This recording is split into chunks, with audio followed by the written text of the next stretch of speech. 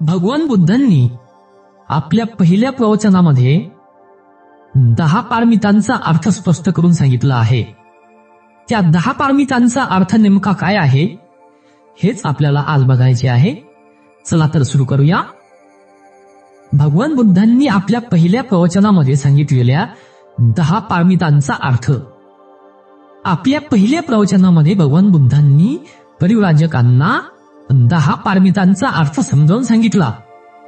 भगवान बुद्ध परिव्राजकांना म्हणाले, शील मार्ग म्हणजे पुढील गुणांचे पालन करणे होय. शील, दान, उपेक्षा, नैष्कम्य, वीर्य, शांती, सत्य, अधिष्ठान, करुणा आणि मैत्री या सद्गुणांचा अर्थ परिव्राजकांनी भगवान बुद्धाला विचारला. त्यांची इच्छा पूर्ण करण्यासाठी भगवान बुद्ध म्हणाले, शील म्हणजे नीतिमत्ता, वाईट गोष्टी न करण्याकडे आणि चांगल्या गोष्टी करण्याकडे असलेला मनाचा कल, अपराध करण्याची लाज वाटणे, शिक्षेच्या भीतीने वाईट गोष्ट करण्याचे टाळणे म्हणजे शील. शील म्हणजे पापभीरुता आणि पापभीरुता म्हणजे पाप करण्याला घाबरणे म्हणजे शील. म्हणजेच वाईट गोष्ट करण्याला, वाईट कृती करण्याला घाबरणे म्हणजे शील. नैष्कम्य म्हणजे ऐहिक सुखाचा त्याग, स्वार्थाची किंवा परतफेडीची अपेक्षा न करता दुसऱ्याच्या भल्यासाठी स्वतःची मालमत्ता, रक्त आणि देह अर्पण करणे. इतकेच नव्हे तर प्राण त्याग करणे म्हणजे दान होय. वीर्य म्हणजे योग्य म्हणजेच सम्यक प्रयत्न, हाती घेतलेले काम किंचितही माघार न घेता अंगी असलेल्या सर्व सामर्थ्यानिशी पूर्ण करणे म्हणजे वीर्य. शांती म्हणजे क्षमाशीलता, द्वेषाने द्वेषाला उत्तर न देणे हे याचे सार होय.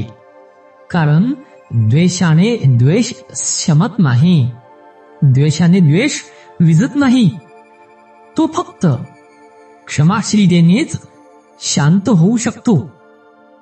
सत्य म्हणजे खरे, माणसाने कधीही खोटे बोलता कामा नये. त्याचे भाषण म्हणजेच त्याचे बोलणे हे सत्यच असले पाहिजे. ते सत्याखेरीज दुसरे काहीही असता कामा नये. अधिष्ठान म्हणजे ध्येय गाठण्याचा दृढ निश्चय. करुणा म्हणजे सर्व मानवाविषयीची प्रेमपूर्ण दयाशीलता. मैत्री म्हणजे सर्व प्राण्यांविषयी, मित्राविषयीच नव्हे तर शत्रूविषयी देखील, मनुष्य प्राण्याविषयीच नव्हे तर सर्व जीव मात्राविषयी बंधुभाव बाळगणे म्हणजे मैत्री.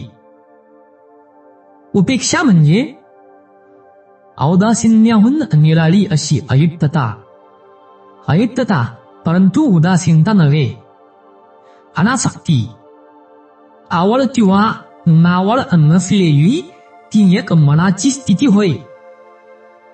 फलप्राप्तीने विचलित न होणे परंतु निरपेक्षतेने सतत प्रयत्न करीत राहणे म्हणजेच उपेक्षा. आपल्या कृतीनुसार प्रत्येकाने या सद्गुणांचे पालन केले पाहिजे. म्हणूनच त्यांना पारमिता म्हणजेच पूर्णत्वाच्या अवस्था असे म्हणतात.